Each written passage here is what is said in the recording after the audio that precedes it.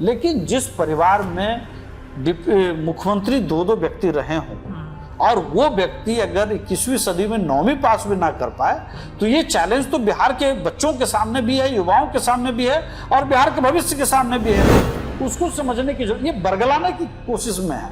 आलोक मेहता जैसे समाज के नेता जो दावा करते हैं कि हम कुशवाहा समाज के लीडर हैं, वो दुर्भाग्यपूर्ण तरीके से समाज को बरगला रहे हैं और एक ऐसे व्यक्ति के नेतृत्व की बात स्वीकार कर रहे हैं जो आलोक मेहता के सामने भी कम से कम नहीं टिकता है। वो कहते हैं कि गरीब सवर्णों को भी अगर कॉलेजियम सिस्टम के तहत जाना हो जुडिशरी में तो वो नहीं जा सकता है। गरीब सवर्ण ही नहीं बल्कि दलित, महादलित, पिछड़े, अति पिछड़े तमाम जातियों के लोगों के पास मौके नहीं है, क्योंकि कॉलेजियम सिस्टम से न्यायपालिका के अंदर न्यायाधीश बनाए जा रहे हैं कि अगर किसी नेता की कीमत समझनी हो तो जैसे ही ये महसूस हुआ कि हमारे नेता उपेंद्र कुशवाहा जी के खिलाफ साजिश हो रही है, पूरा शाहाबाद का क्षेत्र उलट गया, तो एक नेता की एक ताकत होती है। हमारे नेता ने किसी को नहीं कहा कि वो अलग अलग क्षेत्रों में प्रभावित करो। आज शिक्षक दिवस भी है, तो शिक्षक दिवस के दिन एक प्रोफेसर का देश के उच्च सदन में बतौर सदस्य शपथ ग्रहण करना अपने आप में एक बड़े सम्मान की बात है। पनोरमा ग्रुप, जो सोचता है वो करता है। नमस्कार, भारत लाइव देख रहे हैं आप और ये हॉट टॉक है और हॉट टॉक करने के लिए आज हमारे साथ स्टूडियो में मौजूद हैं आरएलएम, जो उपेंद्र कुशवाहा की पार्टी है, उनके मुख्य प्रवक्ता राहुल जी हैं। बहुत बहुत स्वागत है सर आपका भारत लाइव स्टूडियो में। उपेंद्र कुशवाहा अब सांसद बन गए हैं राज्यसभा के, क्या प्रतिक्रिया रहेगी आप लोगों की? देखिए, निश्चित तौर पर आज हम लोग के लिए बड़ा दिन है और बड़ा दिन इस रूप में भी है कि हमारे नेता आदरणीय उपेंद्र कुशवाहा जी पेशे से प्रोफेसर रहे हैं। आज शिक्षक दिवस भी है, तो शिक्षक दिवस के दिन एक प्रोफेसर का देश के उच्च सदन में बतौर सदस्य शपथ ग्रहण करना अपने आप में एक बड़े सम्मान की बात है। दूसरी बात कि हमारे नेता उपेंद्र कुशवाहा जी के बारे में पूरा बिहार, पूरा देश जानता है कि तमाम नेताओं के बीच में ये अकेले ऐसे शख्सियत हैं जिन्होंने शिक्षा के सवाल पर, शिक्षकों के सवाल पर, बच्चों के सवाल पर, उनकी शिक्षा के सवाल पर लगातार जमीन से लेकर के, सड़क से लेकर के संसद तक संघर्ष किया है। मुझे लगता है कि इन सभी चीज़ों को अगर मैं देखूं एक फ्रेम में, तो आज हम लोग के लिए गर्व करने वाली बात है कि एक ऐसे व्यक्ति को आज उच्च सदन में जगह मिली है जो शिक्षा के लिए लड़ते हैं और खुद शिक्षा के क्षेत्र से आते हैं। तो मैं तो निश्चित तौर पर समझता हूं कि उच्च सदन की जो गरिमा है आज निश्चित तौर पर जिस बात के लिए उस सदन का गठन किया गया था, आज वो पूरा तो जरूर हुआ है। उपेंद्र कुशवाहा समाज के एक बड़े नेता हैं और इस वजह से आपने देखा कि कई तरह की चर्चाएं कुशवाहा समाज को लेकर के चली, लेकिन आरजेडी ये दावा करता है, आलोक मेहता कहते हैं कि कुशवाहा समाज के वो नेता है ही नहीं, इन्हें तो मीडिया ने कुशवाहा समाज का बड़ा नेता बना दिया है। क्या कहिएगा? देखिए, मैं तो पहले भी कहता रहा हूं और मैं आपके चैनल पर भी मैं कई बार मैं कहा हूं कि उपेंद्र कुशवाहा जी को एक जाति के फ्रेम में बांधना, मुझे लगता है कि उनका जो कद है उसको छोटा करना है। अगर आलोक मेहता इस बात को कहते हैं तो वो कोई गलत नहीं कहते हैं, क्योंकि हम इस बात को समझते हैं कि वो सिर्फ कुशवाहा समाज के नहीं बल्कि वो सर्व समाज के नेता हैं। और आलोक मेहता ने जब ये तंज कसा तो निश्चित तौर पर वो कहीं न कहीं जो खुद हाशिए पर हैं उसको लेकर के उनकी जो चिंता है और जो उनकी पार्टी की चिंता है कि अलग अलग तरह का टिकड़म करने के बाद भी जो अपेक्षित सफलता मिलनी चाहिए थी वो उनको नहीं मिला। मैं भी उनका इंटरव्यू देख रहा था। वो कहते हैं कि जिस समाज ने उनको हरा दिया उस समाज के नेता वो कैसे हो गए। देखिए, 2024 के लोकसभा चुनाव को अगर आप ठीक से समझेंगे तो उपेंद्र कुशवाहा जी हारे नहीं थे, ये सब लोग जानते हैं। एक रणनीति के तहत उनको हराया गया, लेकिन जो आरोप लगा रहे हैं वो खुद भी चुनाव हार करके आए हैं और आज जिस जगह पर वो खड़े होकर के बात कह रहे थे वो दरअसल एक कोशिश है, उनके भीतर की एक आकांक्षा है कि वो मुख्यमंत्री प्रोजेक्ट हो जाए आरजेडी की तरफ से। लेकिन उनको पता है कि जिस समाज को वो रिप्रेजेंट करने का दावा कर रहे हैं या जिस कार्यक्रम के माध्यम से वो दावा करने का प्रयास कर रहे हैं वो वहां थैला ढोने के लिए हो सकता है, वो नेतृत्व करने के लिए नहीं हो सकता है। वहां नेतृत्व करने के लिए वही नौवीं फेल जो युवराज हैं, जो सदन में नहीं जाते हैं, अपनी जिम्मेवारियों का निर्वहन नहीं करते हैं और सिर्फ लालू प्रसाद यादव जी के बेटे हैं इसलिए वो नेता हैं, और उनके नेतृत्व को स्वीकार करना आलोक मेहता जी की मजबूरी है। इसके अलावा उनके पास कोई ये भी हो सकता है कि जैसे कुशवाहा समाज के बारे में कहा। और एक बात जी। कि अगर किसी नेता की कीमत समझनी हो तो जैसे ही ये महसूस हुआ कि हमारे नेता उपेंद्र कुशवाहा जी के खिलाफ साजिश हो रही है, पूरा शाहाबाद का क्षेत्र उलट गया, तो एक नेता की एक ताकत होती है। हमारे नेता ने किसी को नहीं कहा कि अलग अलग क्षेत्रों में प्रभावित करो, लेकिन उनके साथ जो जुड़ी हुई भावना है, जो जन भावना है, उसके अंदर ये प्रतिकार आ गया कि अगर तुम हमारे नेता के साथ साजिश करोगे तो हम तुमको नहीं बख्शेंगे। हम इन चीजों पर नहीं जाते हैं, लेकिन जो लोग आज उस समाज के साथ जा करके उसको धोखा देने की कोशिश कर रहे हैं, मुझे लगता है कि उनको अपने गिरेबान में झांकना चाहिए। आज बीजेपी ने हमारे नेता उपेंद्र कुशवाहा जी को, नीतीश कुमार जी ने, एनडीए ने उनको चुनाव हारने के बाद जो परिस्थिति पैदा हुई उसको समझते हुए हमारे नेता को राज्यसभा में भेजने का काम किया। आप मुझे बताइए आलोक मेहता जी, क्या ये बताएंगे कि आरजेडी जब से बनी है तब से आज तक किसी कुशवाहा समाज के नेता को क्या आरजेडी ने उच्च सदन में भेजने का काम किया है? राज्यसभा में किसी को भेजने का काम किया है? वहां तो राज्यसभा भी उनकी बेटी जाएगी और 4 साल का कार्यकाल बचा होगा तब भी लोकसभा भी वही लड़ेंगे। वहां किसी कार्यकर्ता की क्या कीमत है आप इसी से समझ सकते हैं। एक बेटी सिंगापुर से आती है, चुनाव लड़ती है और फिर वापिस सिंगापुर चली जाती है।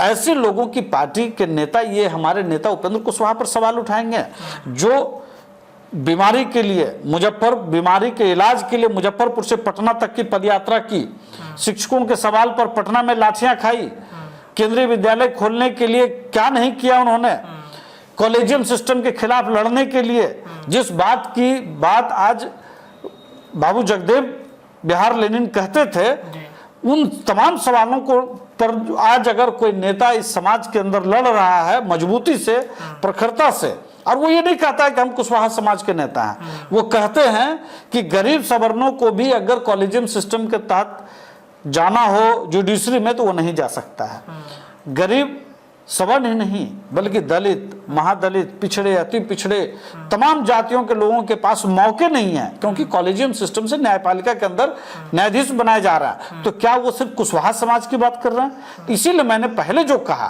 कि हमारे नेता को एक फ्रेम में बांधने की जो कोशिश है वो फ्रेम से बाहर है और वो सर्व समाज के नेता हैं। मैं कुशवाहा समाज से नहीं आता हूं। हमारी पार्टी में सैकड़ों लोग ऐसे कार्यकर्ता हैं जो उनके लिए सब कुछ करने के लिए, न्यौछावर करने के लिए तैयार हैं, क्योंकि हम सभी लोग मानते हैं कि वो एक जाति के नेता नहीं है। लेकिन जिस पार्टी से आलोक मेहता जी आते हैं, आपने देखा होगा, अगर कल उनकी बैठक में फैसला होता है कि कोई भी गमछा नहीं लहराएगा, इसका मतलब क्या है? गमछा नहीं लहराने की बुद्धि क्यों आ रही है अब? इसलिए क्योंकि इनको भी पता है कि 2005 से पहले जिस तरह से कार्यकर्ता हमारे बैरिकेड लगा करके लूटने का काम करते थे, गमछा लहरा के डराने का काम करते थे, ये डर तेजस्वी जी को आ गया है कि कहीं ये गमछा लहराने से कहीं ये सत्ता में। लेकिन आपको ये समझना पड़ेगा, तेजस्वी जी को, आलोक मेहता जी को भी समझना पड़ेगा कि आप लिबास बदल देंगे, भेड़ में भेड़िया को शामिल करने के लिए आप उसको भेड़ का खाल पहना तो देंगे, लेकिन उसके अंदर के जो कार्यकर्ता के जो कैरेक्टर्स हैं, लूटने का, डराने का, जमीन कब्जा करने का और लाठी घुमाने का, ये जब तक नहीं बंद होगा तब तक तेजस्वी जी सत्ता तो छोड़ दीजिए, इस बार दिहाई आंकड़े में नहीं पहुंच पाएंगे और आलोक मेहता जी की भी दुर्गति होगी। कुशवाहा को उन्होंने एक टिकट दिया है, शायद ही कुशवाहा जीत के गए, इस वजह से उनको लगता है कि कुशवाहा अब एनडीए छोड़कर हमारे तरफ आ जाएंगे। 25 में एक बड़े वोट बैंक है बिहार के, वो शायद आरजेडी के साथ आ जाएगा, महागठबंधन के साथ आएगा और वही कुशवाहा वोटर की वजह से तेजस्वी सीएम बन जाएंगे। देखिए, बिहार के अंदर आज डिप्टी सीएम के तौर पर सम्राट चौधरी जी हैं, एक नेतृत्व के तौर पर आदरणीय उपेंद्र कुशवाहा जी हैं, और नीतीश कुमार जी के यहाँ भी कुशवाहा समाज को पर्याप्त प्रतिनिधित्व है। अगर आप देखेंगे तो कुशवाहा समाज को ही नहीं बल्कि पिछड़े, अति पिछड़ों की जो भागीदारी नौकरियों में, रोजगार में, जी पंचायती राज व्यवस्था में, नगर परिषद के, नगर पंचायतों के चुनाव में जो भागीदारी नीतीश कुमार जी के नेतृत्व में मिला है, एनडीए की तरफ से मिला है, उसको समझने की जरूरत। ये बरगलाने की कोशिश में है। आलोक मेहता जैसे समाज के नेता जो दावा करते हैं कि हम कुशवाहा समाज के लीडर हैं, वो दुर्भाग्यपूर्ण तरीके से समाज को बरगला रहे हैं और एक ऐसे व्यक्ति के नेतृत्व की बात स्वीकार कर रहे हैं जो आलोक मेहता के सामने भी को कम से कम नहीं टिकते हैं। सिर्फ वो लालू प्रसाद यादव जी के सुपुत्र हैं, इसलिए उनको आरजेडी की कमान है, उनको नेता स्वीकार कर लिया गया उस पार्टी में। इसके अलावा उनकी कोई उनके पास योग्यता नहीं है। तो तेजस्वी ये जान गए हैं कि अब लाठी मतलब भांजने से, गमछा बांधने से कुछ फायदा नहीं है। हाँ बिल्कुल, ये उनको समझ तो आ गया, लेकिन क्या उनके कार्यकर्ता जमीन लूटने से, धमकाने से, डराने से बाज आएंगे? ये तो उनकी पहचान रही है। दूसरी बात, मैं देखिए शिक्षा की बात मैं क्यों कह रहा हूं, आज बिहार जब 21वीं सदी में है, हम हमेशा कहेंगे कि भाई शिक्षित बनो, अपने बच्चों को कहेंगे। क्या उन बच्चों को एक ऐसा रोल मॉडल मिले जिसके माता और पिता दोनों मुख्यमंत्री रहे हों और वो 9वीं पास नहीं कर पाया हो, तो वो जिन बच्चों को वो संबोधित करेंगे, उन बच्चों को क्या संबोधित करेंगे और वो बच्चे क्या समझेंगे कि जिनके माता पिता बिहार की सत्ता पर काबिज थे, उनके लड़के जब नहीं पढ़ पाए, तो जब ये सरकार में आएंगे तो क्या ये हमारी पढ़ाई को सुनिश्चित कर पाएंगे? ये सबसे बड़ा चैलेंज है 21वीं सदी में। इसलिए मैं ये नहीं कह रहा हूं कि कोई अनपढ़ व्यक्ति बिहार का भला नहीं सोच सकता है, सोच सकता है, लेकिन अनपढ़ परिस्थितियों की वजह से कोई रह जाए, उनके पास संसाधन नहीं था, स्कूल बहुत दूर था, गरीबी में थी, नदी पार करके जाना पड़ता था, ऐसी कोई परिस्थिति हो गई तो कोई व्यक्ति नहीं बन पाया, नहीं पढ़ पाया, एक स्थिति है। लेकिन जिस परिवार में मुख्यमंत्री 2-2 व्यक्ति रहे हों और वो व्यक्ति अगर 21वीं सदी में 9वीं पास भी ना कर पाए, तो ये चैलेंज तो बिहार के बच्चों के सामने भी है, युवाओं के सामने भी है और बिहार के भविष्य के सामने भी है। और आलोक मेहता जैसे नेता उसको स्वीकार करने के लिए क्यों बाध्य हैं, ये तो आलोक मेहता जी बताएंगे। अच्छा, ये अंतिम प्रश्न है। तेजस्वी एक बार फिर संभावना तलाश रहे नीतीश के साथ आ जाने की, सरकार बनाने की। नीतीश से जब मिलने गए थे तब ये चर्चा तेज हो गई थी कि बात हो गया है, सब कुछ फाइनल हो गया है। क्या लग रहा है, क्या वाकई में ऐसा होगा बिहार की राजनीति में? देखिए, तेजस्वी जी के पास बिहार घूमने के लिए जब वो निकल रहे हैं, उनके पास कोई एजेंडा नहीं है, तो वो एक कहिए कि एक हाइप क्रिएट करवा रहे हैं। जो पॉलिटिकल एनालिस्ट हैं, जो कुछ इस तरह से जो मार्केट के अंदर जो खबरों को फ्लोट कर देते हैं, उसकी मदद से वो अपने लिए एक संभावना तलाश रहे हैं कि एक राजनीतिक संभावना की चर्चा करो, ताकि जिन क्षेत्रों में जाएं, जिन इलाकों में जाएं, कम से कम लोग सुनने तो आए, लोग बात तो करने के लिए आए। नहीं तो जो परिस्थिति बन गई है उसमें वो भी संभव नहीं है। लेकिन मैं आपको एक बात बहुत स्पष्ट कर देता हूं, एनडीए एकजुट है, बिहार के डेवलपमेंट पे काम कर रहा है।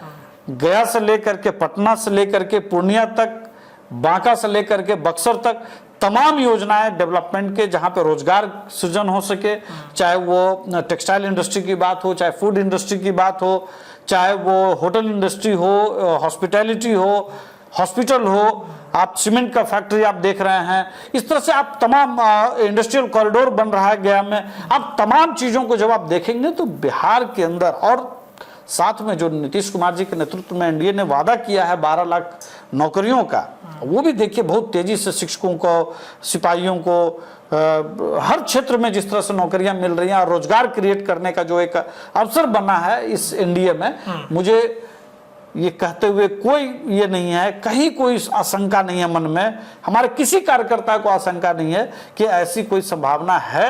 बिहार एनडीए 2025 में फिर से सरकार बनाएगी और नीतीश कुमार जी के नेतृत्व में बनाएगी। चलिए, तो तेजस्वी यादव से मुलाकात जब नीतीश कुमार की हुई थी, तब ये संभावनाएं बनाई जा रही हैं कि एक बार फिर से नीतीश सत्ता परिवर्तन की तरफ बढ़ रहे हैं। लेकिन उपेंद्र कुशवाहा की पार्टी ने यह दावा किया है कि नीतीश कहीं नहीं जा रहे हैं, 2025 चुनाव नीतीश एनडीए में ही लड़ेंगे। और तेजस्वी यादव एक हाइप क्रिएट करने की कोशिश कर रहे हैं ताकि जनता उन्हें सुने, और ये जनता के मन में एक भ्रम पैदा आज भी करने की कोशिश कर रहे हैं, जिससे जनता को ये लगे कि नीतीश तो किसी भी वक्त हमारे साथ आ सकते हैं।